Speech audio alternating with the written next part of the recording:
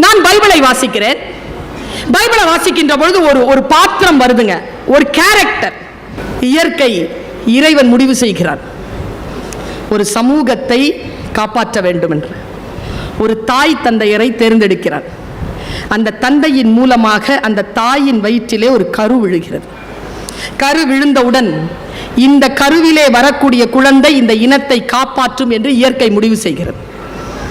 இதுவரைக்கும் தான் நமக்கு எளிமையா இருக்குங்க. இதை கடந்து ஒரு வார்த்தையை சொல்றேன்.